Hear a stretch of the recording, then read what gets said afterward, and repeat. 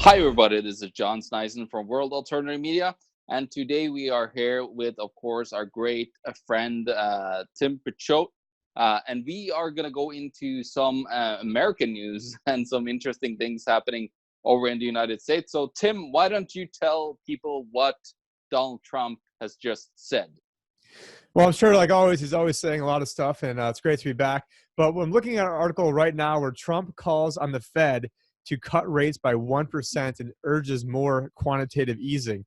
And so this is something where, if we wanted to elect, Hillary Clinton, at least we, probably half the audience is Americans, and probably the other half probably doesn't even vote, which is not necessarily a bad thing. But and we're taking a look at this article right now, and the fact that Donald Trump wants to cut interest rates by 1%, just goes to show that if the mark is to, or the if the measurement of success is, hey, let's do everything we can to keep a bubble going, then I would say, hey, he's doing a pretty good job at doing so. But if you want to ultimately fix the systemic problems, it's not about getting conservatives in there. It's not about getting the right people in there. It's about ending this. And so I think that, if there's one thing that has disappointed me more than anything else by Donald Trump, it would be, this whole notion of, hey, we can just string things along to the next election, because it's always about the next election. It's always the next election is the most important. We've been hearing that, for our lives. And I'm sure we're going to hear about this in 2020. And so let me just pull up the article again. And I don't know if you've got any commentary on this or if you happen to see this article as well. I don't see the article, but I do know that Donald Trump, of course, just mentioned that they should slam interest rates down 1% and then do quantitative easing. Well, again, what did we see back in 2008? We saw QE1, we saw QE2, QE3. Well, now it's kind of like hidden. There's no QE right now from the Fed and the banks right now. But what is happening is we have a massive deficit in the United States, about $1 trillion plus. And that is very similar to quantitative easing. Actually, that's the US government printing money by going into deficit spending. So there's a lot of money that is being printed still, that we don't have this like easing of monetary policy where they buy the bonds, of course, of either what they do in the United States, they buy government bonds, or they buy corporate bonds at the ECB. Now, what I found so interesting is that, of course, Donald Trump was the guy that was pointing out all the different problems with the Federal Reserve, with the markets and everything, and now he is one of the biggest advocates for keeping the markets up. So I just found it really interesting how he has done like a complete 360 on his thoughts that he had during the election. But of course, he is kind of turned into a politician now, where you got to do the total opposite of what you told people, right, Tim? Yeah, and here he is saying, tweeting out, this was, I guess, yesterday, China is adding great stimulus to the economy while at the same time keeping interest rates low. Our Federal Reserve has incessantly lifted interest rates, even though inflation is very low, and instituted a very big dose of quantitative tightening. We have the potential to go up like a rocket. Yeah, I mean, maybe like the if we did some lowering of rates, like 1 point and some quantitative easing, yes, we are doing very well at 3.2% GDP, but with our wonderfully low inflation, we could be setting major records and at the same time make our national debt start to look small. So, interesting strategy to start making the debt small. You got to first balloon it, and there's probably a lot of dovetails. And one we were as in the pre-interview that we were doing today, one thing we didn't mention actually was out of there's been so much news going on, but one of the things that we didn't mention actually was this 3.2% GDP. And so when Yeah. I hear 3.2, I'm like, what are you kidding me? I mean, it was just, what was like a month and a half ago, the Atlanta Fed said it was going to be 0.1, and I think it was moved up to 0.4. Then it got moved up to like 1.2. And then all the analysts were expecting, I don't know the exact number in front of me. It was like they were expecting like 2.2. And then all of a sudden we get 3.2. And like, that didn't, I don't think there was anybody calling for that. And so it always makes me wonder what was really behind the numbers, because you can do things to game the numbers. And for people that don't know, I'm a certified financial planner. initially came from like my entire family are basically accountants.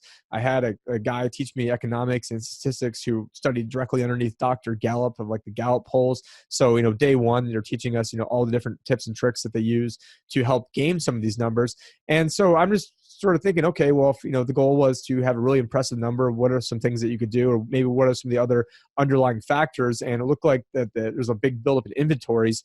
And so when there was the threat of having, all these tariffs, what could have happened is the companies were like, well, hey, if I have to pay 10, 20, 30% more for all this stuff January 1st, and even though a lot of those tariffs probably didn't even come to fruition, I'd rather just go buy everything now, get the tax write-off, get the 10, 20, 30% lower goods, build up the inventories. And so, yeah, you temporarily made things look good, but Obama made things look good too when he had this 5.1% GDP number where it was all sorts of crap where they pulled things from the future to make it look good.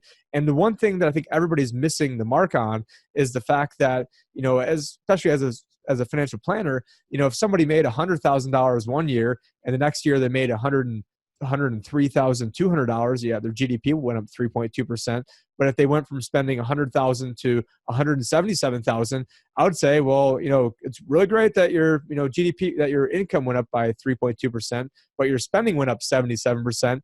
I would say that's a pretty big problem. And then as a businessman, I would say that's not a good allocation of resources to spend 3.2% when your deficit goes up 77%, which is roughly the amount that it has gone up the past 5 months. And so I'm not sure if you've got any comments on that or if you want to skip on to the next article here. Well, I think with GDP too, you got to look at like what kind of GDP are we looking at?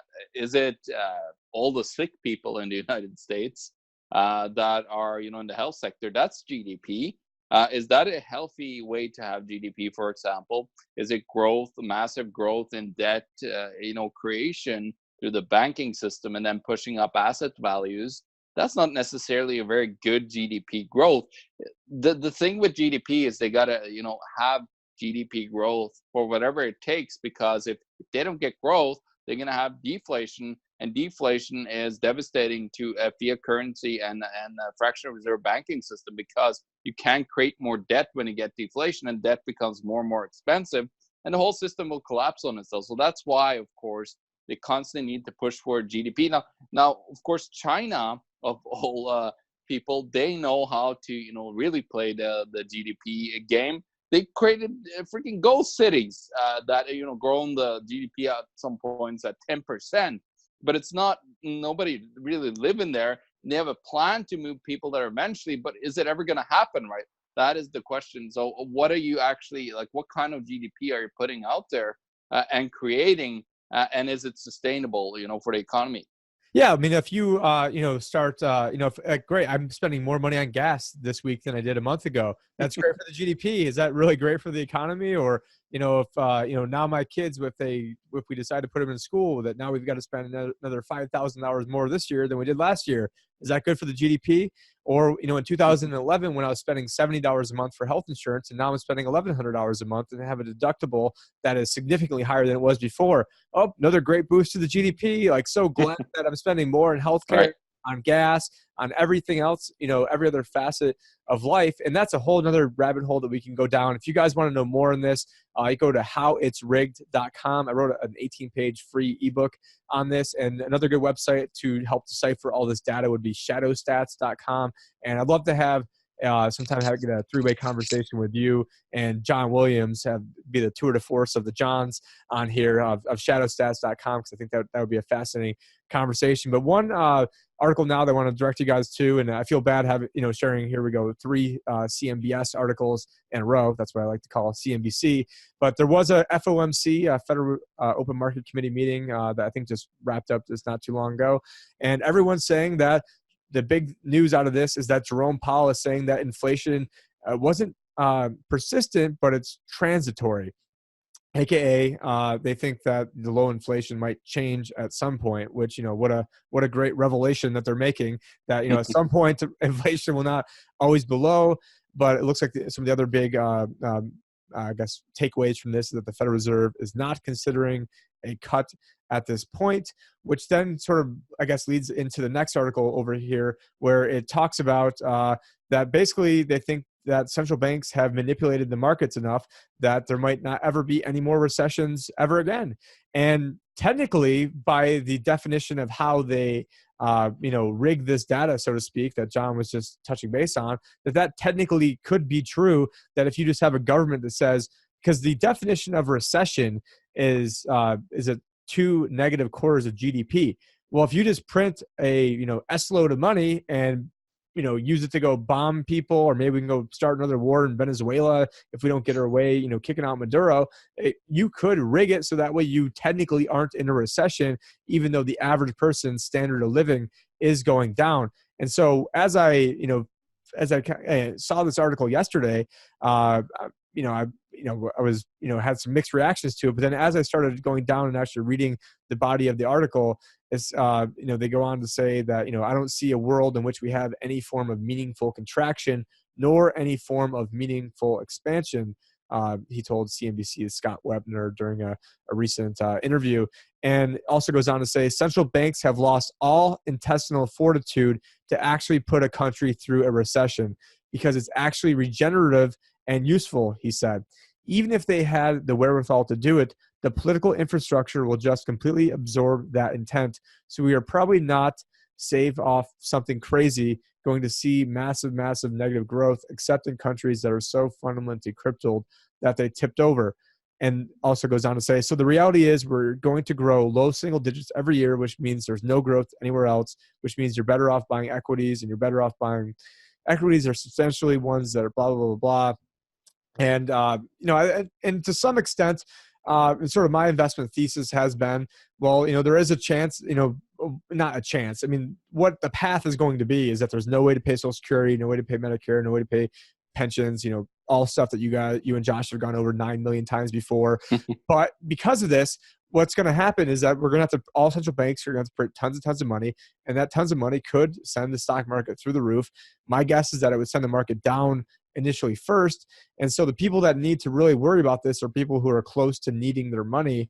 Because if you're like John and I, and you're a ways off from retirement, doesn't really matter. If things go down right now, it would be more beneficial to make money throughout all of this. That probably gets into a whole nother discussion of cryptos and gold and precious metals and lots of different ways that we can go on with this. But what do you think about the statement that central banks have eliminated the risk for recessions in the future? Well, you gotta. It's kind of humorous. I think they've become stand-up comedians over there at the Federal Reserve, and I think they're just got the jokes. Really, the jokes on us. Yeah, the jokes on us for sure. No, it's interesting if you look at the history of central banking throughout the decade, centuries upon centuries that they had some form of central banking. This always goes bad. It doesn't matter what kind of taste of flavor the monetary policy has to it, what they do with the economy to manipulate it. When you print money, this is just a very simple rule that I'm going to say. When you print money, eventually you will get to a point where people don't have and can afford things anymore. And that's what you see around the world. I see that in Norway. My mom just got a raise. And I think after the inflation on all of the things that, her that she actually uses, her rent, her gas, electricity, and so on. There were only a very limited amount of money left, and she wasn't actually almost better off at all. She was almost in the negative. So that just tells us that there is an issue when you print all this money. Eventually, it's going to also trickle into the economy when people need to exit out of some of these investments to get some of the money out and start spending it, because people will eventually do that. You can't just manipulate up a stock market and think that nobody's going to take any profits of that market. And then when that happens, that will come out into the economy and into the real economy. And you will start to see a lot of inflation. We see that here in Canada right now, where inflation is ramping up because of the real massive real estate price bubble that we had in both Vancouver and Toronto. But what you saw is a lot of people tried to exit out of that, and then of course that money gets taken out in capital gains, and then they start spending it into the economy, and that's how inflation starts to ramp up quite a bit here in Canada because people are exiting out of those massive bubbles that they created through money printing, through the creation of debt.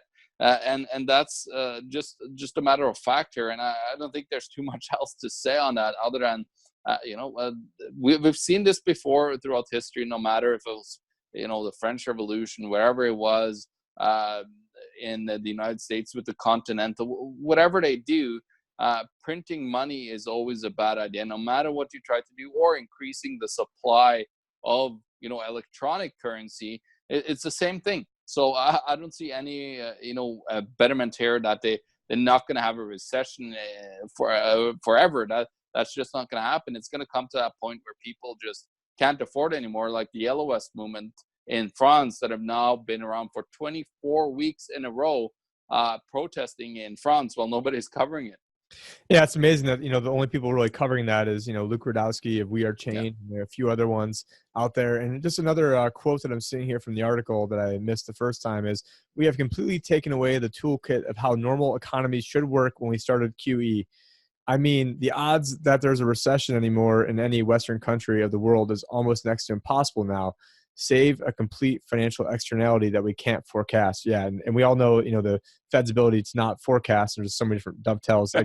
But yeah, maybe we'll skip the next recession, and we're just going to go straight into depression. So we're just going to wait from one and go right into the other. And like I was mentioning before, you can technically not be in recession, but everyone could have a bad time. But let's, now kind of move gears into the next article. And this really kind of dovetails into what we just said about not being able to forecast different recessions that are out there, because one group of people that can never forecast any recessions is the Federal Reserve itself.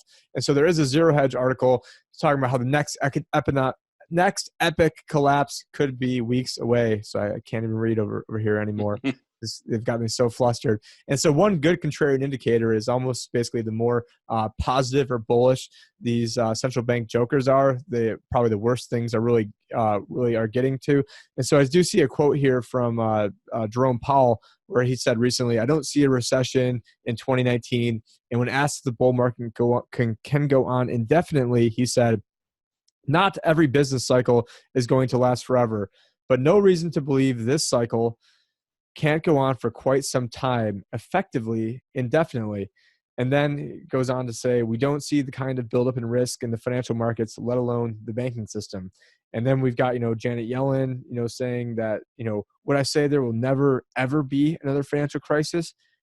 Probably that would be going too far, but I do think we're much safer, and I hope that it will not be in our lifetimes, and I don't believe it will be.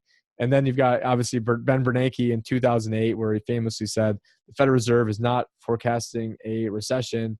And later that year, he was talking about Fannie Mae and Freddie Mac, and goes on to say that they were great enterprises that were not in danger of failing. So, obviously, I think everyone here at WHAM who's listening is going to be on the same page when it comes to that. And so I do want to shift gears now, so that way we keep this under 20 minutes, to an article that you had sent over about how the Fed Reserve is going to own the next crash. And so let me get that pulled up here on the screen. And not sure if that's an article that you happen to read yet, but absolutely. I mean, I think the Federal Reserve is going to own the next crash. And anything you want to comment on this article before we move on? Well, I think we can extend on that and say that the Fed will not only own the crash happening, but they will own all the assets, because they're going to panic buy literally every asset. Look at Japan, right, where 86.11% of all the ETFs are bought by the central bank. I think that's what we're coming up against here, as they're panicking when asset prices will start to suffer here. I think that's definitely what's going to happen, Tim. And that is actual fascism. So when you have a central bank that can go and print money out of thin air and then buy up assets, that is the state and corporate merger, and which is actual fascism. And this is something I've been talking about for a long time. And so it's, ridiculous how, the left wants to, the fake left, I like to call them, point out all these different boogeymen and all these different fascists that are out there, but then they never point out the actual fascism that is going on, never point out the actual fascists within their own parties. And, another article I want to shift gears to is a Zero Hedge article, where it's talking about trader warns one group will be spectacularly wrong. And What this is basically going on to say is that you've got the smart money and then the so-called dumb money, and the dumb money is piling into equities like never before, or I guess like basically all the other times right before a crash, or the other times that they piled in this much. And whereas the hedge fund community, we're taking a look at a graph right now. Basically, the hedge fund community is taking risk off the table right now. Aren't super bullish about where things are going, and I'm going to read a quote here, I guess a tweet here, and this goes perfectly with what I'm seeing. Retail is most bullish I've seen in my career. I don't care what fund flow data says. Retail is euphoric. They feel bulletproof. And so, usually, the sheeple, if you will, are always going to be doing the absolute wrong thing at the absolute wrong time. And I think this is another case of that occurring, John. Oh, of course it is, Tim. And what you're seeing is what happened in 2008 and in 2000 is that everybody is running into US dollars for safety. That's what you're seeing. Unfortunately, US dollar is not that safe anymore. It's really in 1971 was when it all started, but it's just becoming more and more devalued. The thing is, everybody else is devaluing their currency at the same time. So we're going to see a crisis here that is of epic proportions. The reason why is because of that we've implemented its fiat currency system on a global scale. Every single country on planet Earth has this type of system that they run and print money out of thin air. So we're going to see some serious problems. And for people that believe that I know economists like Martin Armstrong is saying that the US dollar is going to win and is stronger than anything on the planet. I don't believe that. Like, if you ever studied, I know he studied monetary history, but my question is, when you study monetary history, all these currencies that were empire currencies, they live and die by money printing. And the United States have printed way too much money. And to believe that the United States dollar will actually gain its strength back again, I don't see that happening, Tim. Well, the one thing is, getting into people always doing the wrong thing at the wrong time. What might happen is that temporarily it gets really strong because people are temporarily, or well, not temporarily, they're going to put their money into safe U.S. assets, and then those safe U.S. assets are going to be inflated away. But, whether or not we go down last or whether or not we go down in the middle or first, I mean, probably not going to be first, I don't think it ultimately matters on a long enough time horizon. We pulled a lot of articles from Zero Hedge, and on a long enough time horizon, everything goes back down to zero. And one thing you did mention is with the central bank owning assets, that this time with the next crash, you're going to own everything. And we did have, this was foreseen back in the, days of the, founding fathers of the U.S. when, what was it, Jefferson, that said if we ever allow central banks to issue the currency and credit of a nation, that we're going to end up homeless on the continent our forefathers conquered. Because, if you give the central banks the ability to print money, that they're going to end up owning everything. And that's exactly what we're seeing. And you see the left is like, oh, we're going to be able to fund our Green New Deal just by having the Federal Reserve print a bunch of money. I'm Alexander Ocasio-Cortez, and I have a minor in economics. So therefore I'm God and I know everything. And I'm going to centrally plan the rest of your lives. But the last article I did want to touch on, I guess before we get going here, is 5 companies represent 35% of all the S&P 500's value creation over the last 5 years. And so those, actually it looks like 6 companies, but you've got Amazon coming in at 10.1% of the market's value over the last 5 years. Apple, 6.5%, Facebook, 4.7%, Google, 6.4%. I don't know why they didn't just put that. It must be alphabetical order here. And then Microsoft at 7.8%, and we've got Netflix at 1.8%. So this has not been a broad-based recovery where everything is going up. I don't have the exact stats in front of me in terms of like the Russell 2000 and more broad-based indexes and percentage of winners and gains. But this is the instance where you just have a few companies that are lockstep controlling everything. And those companies don't necessarily have, your best interests at heart. I mean, you think Facebook, is a great, tool for humanity, even though we're on it, or Google. And one thing I do want to just kind of give a quick shout out is I have been recently, and not sure if you guys are aware of this, but I only own like 7 of these tokens just from the recent searching I've been doing. So it's not like I'm trying to pump some ICO here, but presearch.org is sort of like a Google killer, if you will. And if you want to do a Google search, you can get a Chrome extension, and when you search, you actually be rewarded with these tokens. So I don't know if a lot of people realize that this is a thing that's out there right now, but it's pretty cool. And so what I'll do is I'll share my screen right now so you guys can see how it works. So I just wanted to search Drudge, and so actually let me put it in my address bar. So I'll just search Drudge right here. And then you see, boop, we got a little pre-search. So actually I'm all the way up to 9.5 tokens. So I think you get a certain amount per day. Just one kind of a side I just want to throw out there that has nothing to do with what we're talking about aside from Google. But we are coming up on 20 minutes, and hopefully we gave you guys a fire hydrant of information that was covered. But if John, if you want to have some kind of closing words on the last article here. Yeah, no, for sure. It's what we're seeing is, of course, a lot of these corporations in the United States. There's a lot of what we call zombie corporations, and they use debt to monetize and then increase their dividend payments by doing share buybacks, as an example, where there's no real value creation. And you're seeing less and less of actual value creation for people now, where there's just more and more of trying to figure out ways of taking more and more money out of the economy. How can you make money with money? And that's the thing. That's the system that we live in. How can you financially engineer this so that way we can game things to make it look as best as possible for our shareholders? Yeah, exactly, and that's what it's all about. It's about creating that, and they of course are taking the words from the Fed here that wants to manipulate this and wants to do this, and of course they're going to start doing it themselves, the corporations. Now, this is very sad, but just to finish her off here, I just want to say, like, how can you protect yourself from these things happening with the system, with the systemic risks that's out there that could, at any time this could pop, because it's all a trust game that we are now trusting in, the word of the president of the United States or the Federal Reserve, that we're going to trust them. How many times do we need to trust them before we get smacked in the face every single time? I mean, they have 100% track record that ending badly every single time. Yeah.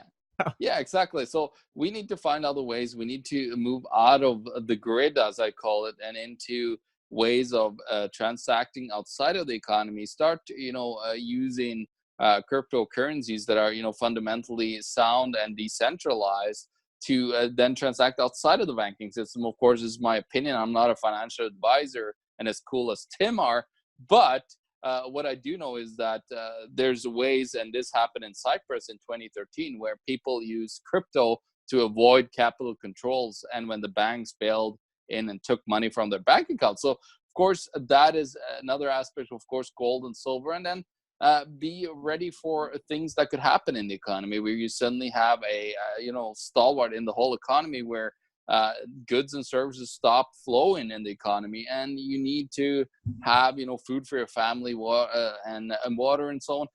It's just very important to have that as a side thing on top of all your investments that mitigates your risk of getting hit and stolen from, and protecting your wealth, as Tim says all the time.